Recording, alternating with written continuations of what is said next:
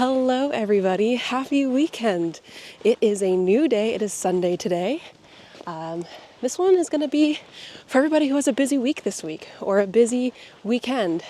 It is Sunday today, which means that I'm a bit late in the game, and that is because I was a bit jet lagged from Portugal, to be honest with you, and then when I got to see my friends and family, I was a little excited, so I didn't bring you guys along with me. But we are at Minnekhada Park today, which is a beautiful hike to do. It is about 40 minutes away from Vancouver, just kind of around the Coquitlam area. I will put like a GPS thing or a map there somewhere so you guys can see, but it's super accessible. So you can get here by car, and there's tons of parking, or you can get here by bus, and it is super fun. I really like this hike because, as you can see, I'll pan to the front. You start the hike by going around a marsh, and it's beautiful. In the summer, there are so many frogs and everything you can look at. But yeah, I love it because there's that, and there's 3 lookouts. There's a low knoll, a high knoll, and Addington lookout. And you can choose based off of your feeling that day on which one you want to do, or if you want to do one at all.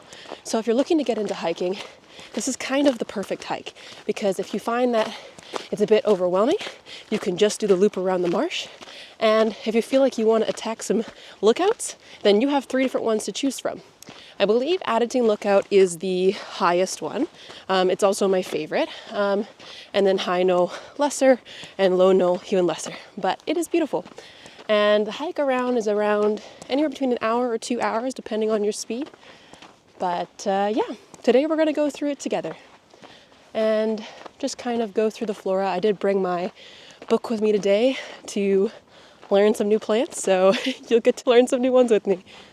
And I also want to say too, I'm a bit late to the game right now because this will be posted 3 weeks after, but this is my first time filming since being back from Portugal and posting my video about my journey and how I started this channel.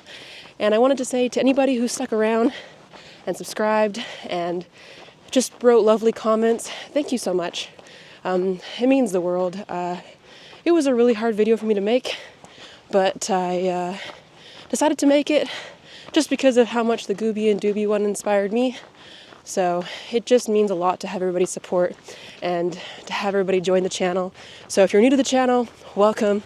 I'm Anastasia. I do weekend ventures so that you don't have to search for some and you have perfect ones to choose from. And I am very excited to get on this hike today. So that is the plan. There is snow on the ground today because it snowed last week and there's still a little bit left. I did put my crampons on at first. They are my favorite tool right now for winter hiking. I highly recommend, if anybody wants to invest in some sort of gear, crampons for winter hiking are really good because chances are a lot of paths are heavily walked on, so you don't need snowshoes, and they're super small, so they can just fit in your bag like a charm, and they're super light. And in that way, if you do get into some ice or some tricky snow, you're not sliding the whole way down. So it's super nice. And today I thought I needed them at first because it was a bit slippery, but now we're good, so I took them off. And maybe I'll need them for the higher parts, but we will check in then. Anyways, I think it's around 2 degrees today. The sun is out, and we're gonna have some fun.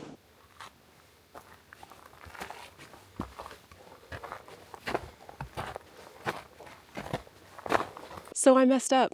Whenever I star the all trails to Minnekhada Park, I always choose the Addington Lookout Trail because I thought that Addington Lookout was the highest one. But I was wrong. Turns out I do that trail and I, for some reason, always skip the turnoff that comes to Addington Lookout. So I don't actually think I've ever been to this one. So this is quite exciting and I'm very happy I did. I'll show you the view. The view's not the coolest part. So this is the view. It is absolutely stunning. But you can tell that it is lower elevation. But I think what I'll do is include some videos after this of a raven or a crow. I think it was a raven. But I have never heard the sounds that I've ever heard in my life that this raven made. And the only reason why I know it was a raven is because originally it made the normal crows you would hear. And then I saw it fly closer to me and land on a branch above. I don't know if my camera caught it. I tried. But then the cause turned to this sound that I've never heard before.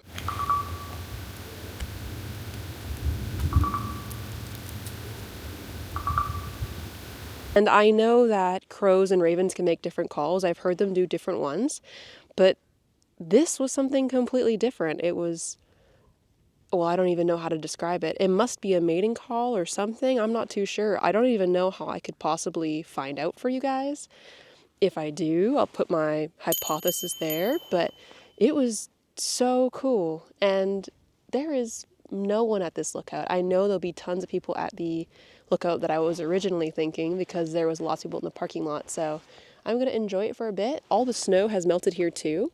I think it's maybe because the sun faces on this side. So I'll look at some plants as well. And I also thought I'd show you this beautiful snowman somebody made, or snow ball.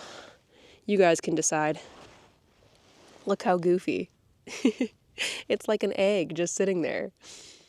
It looks very sad. Also, I will say I do love, when I was driving here, I love so much how everybody gets excited to make snow, man, and like they put them all in front of their houses and stuff, but the snow here never lasts. So right now they all are like melted and like sad, and it's pretty ridiculous.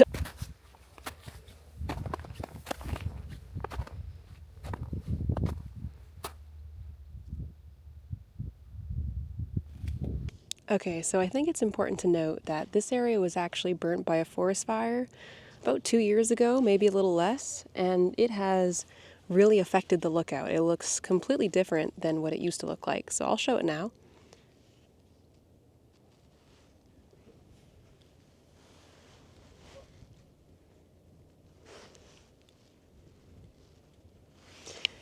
If you've been here before, you would know that there's just so many less trees, which is kind of wild. Oh my goodness, the shadows. But that does affect the ecology as well. So because there was a forest fire, I've been finding new types of mosses that I don't normally see. So I'll show you one. It's called red roof moss or fire moss, and it comes about after a forest fire.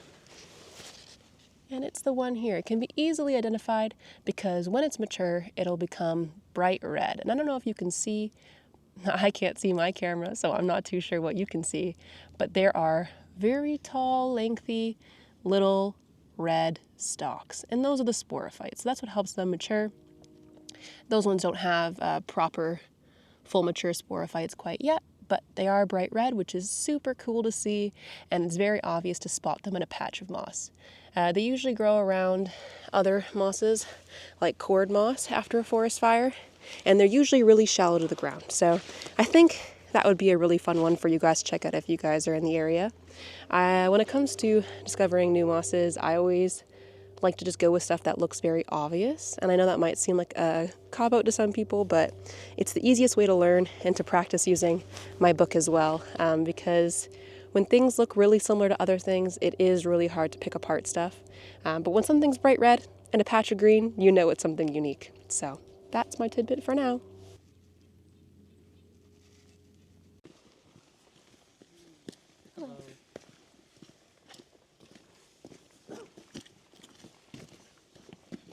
A new fern has entered the villa.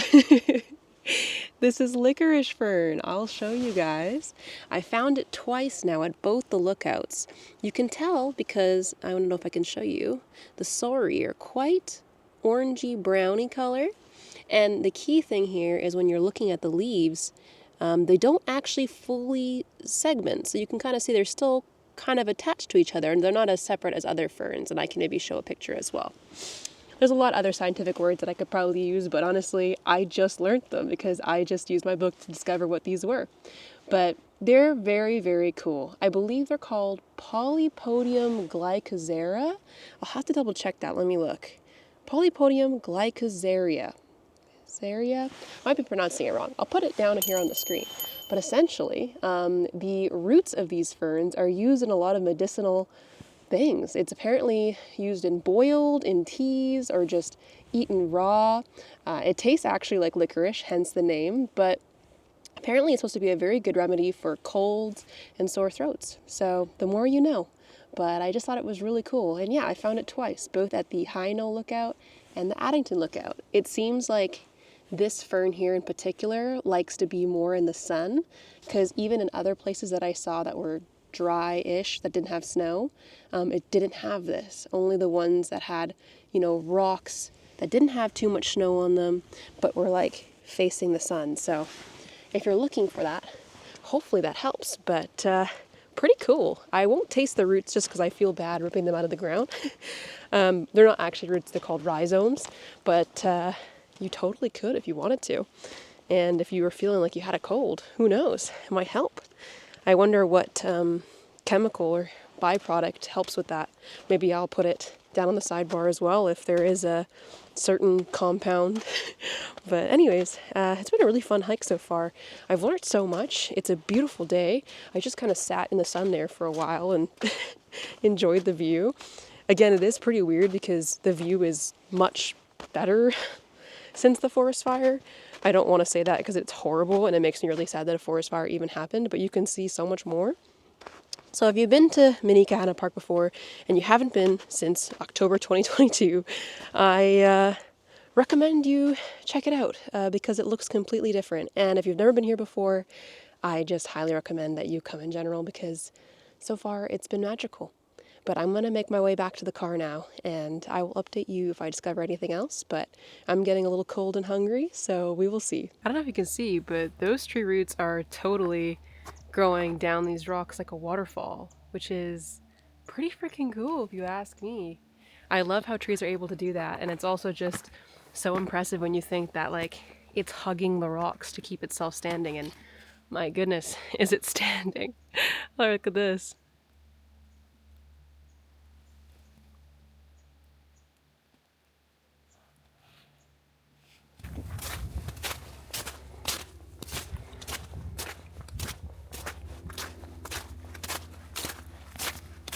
One really different thing about winter hiking is that there's not a whole lot of mushrooms. In the fall, there was so many different types, but now, obviously they're covered by snow, but in general, you just don't see that many. I was wondering what exactly happened to shelf mushrooms, because I figured they can't really escape the cold, can they? So I ended up looking it up and I found out that their mycelium, which is kind of like their root network, burrows into the tree. Kind of wild. I guess we would assume that they're already buried into the tree because they're growing on the tree, but that's really all it is. They go into a dormant mode and then their tissues itself are able to withstand rehydration and dehydration, kind of like moss. So I got my answer there, but I do think that's kind of wild. One of my favorite things about plants and fungi is just most of them, if not all of them, can't move, so they're kind of forced to experience everything. And I find it very cool just how they go by doing that. But yeah, that was my answer, which is mushrooms are covered by snow and in the dirt, or in the trees, they've just burrowed deep down and went dormant. But yeah, no mushrooms for me today.